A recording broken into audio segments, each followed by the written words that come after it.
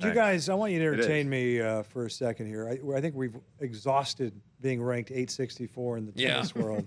But I still am fascinated by some of the hotheads in football. You mentioned, do you follow pro football? As closely as I can. Okay. You don't have a problem Does it mean a lot to you? I don't have pro football? You don't have a... What's your opinion? You don't have a problem with Jim Harbaugh? No, I don't. And he gets a bad rep. When he was at Stanford, there were whispers that he was a bit of a diva at times. They built a new special coach's shower for him. There were people who just, I don't know. Weren't they whispering just because they were in the library? You see what happened?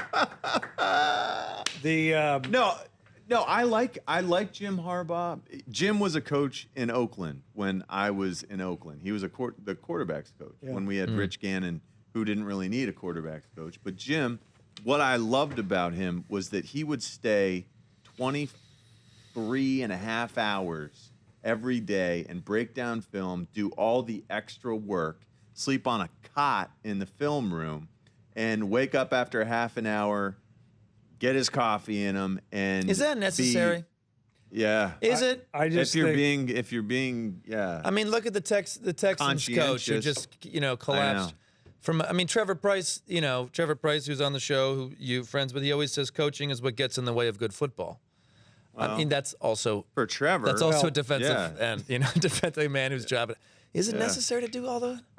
Listen. I think if you're like a Peyton Manning, if you're a guy who's going to leave no stone unturned, you have to put that time in. I was not questioning his work ethic. Well, that's what I like about him. I was just talking about his personality. It's just like Belichick. Do you have a problem with Belichick, the bully aspect of him, or not? I don't know Belichick, so I have somewhat of a history playing against the teams that he was coaching that is not a positive experience for me.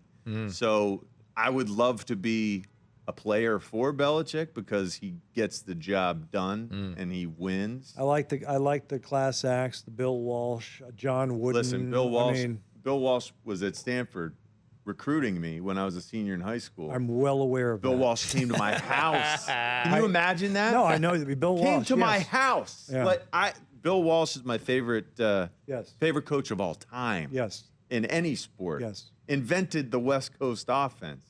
Huge deal. There is no one like Bill Walsh. Right. Let's go back because Michael's here. He doesn't come by all the time. No, we can. No, Michael's a darling of the show. But you were talking about Jim Harbaugh. I mean, I'm a Lions fan. I mean, remember that last year? Was it the first game of the year when Harbaugh and that was a few games in. Was a few games in. The handshake. Yeah. And it was so funny to me because I grew up watching Harbaugh as a Michigan fan. Yeah. Ann Arbor. Loving, thinking the guy was untouchable, and now I think he's a bit of a jerk. Nah, listen, he is a jerk, but there are jerks out there, and sure. Yeah, I'm not holding anyone accountable for that handshake thing. Michael, I think that's a little bit of both. I got some questions for Michael because we got to hustle here. Michael, first of all, you did stand up tonight, and your words were what? B-O-M-B? Oh, it was a bomb session tonight, folks, ladies and gentlemen. No. I know it's hard to imagine, but where were you? I was at the Stand on 20th and 3rd. Love the Stand. Great people there. But you know what? We had a Dutch group in there. And I've really? never trusted the Dutch. I've never trusted the Dutch. The Europeans, they hear we're in New York. Let's go to a comedy show.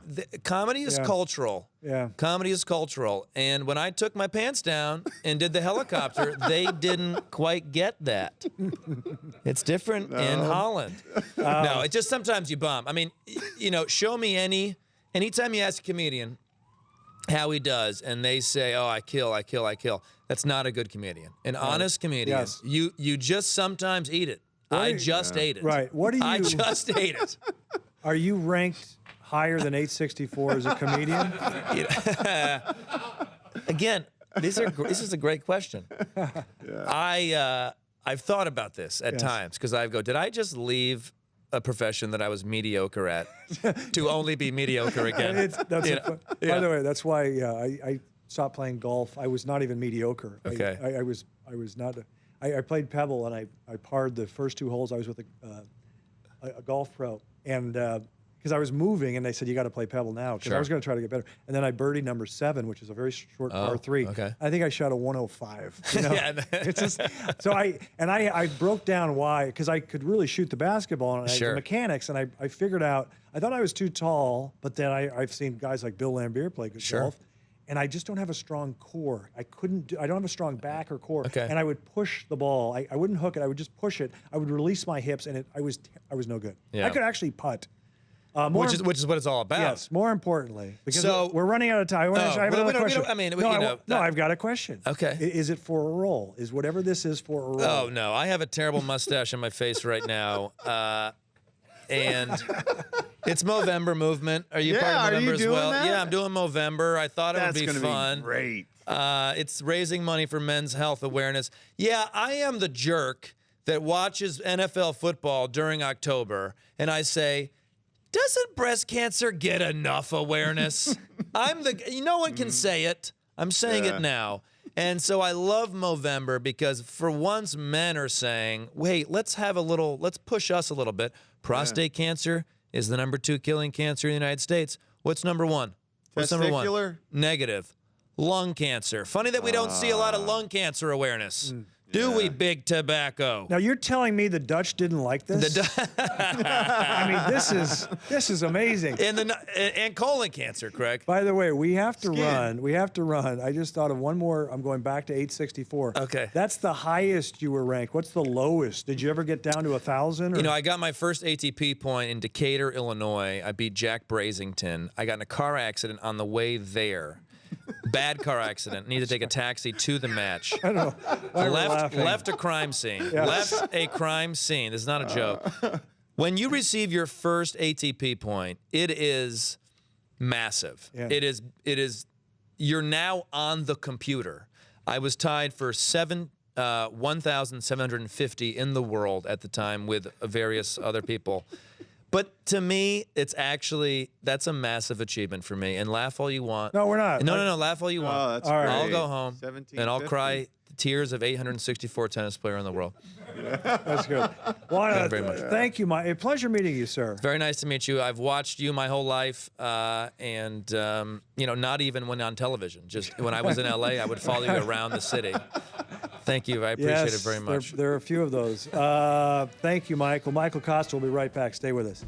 The Artie Lange Show, weeknights on Audience, only on DirecTV.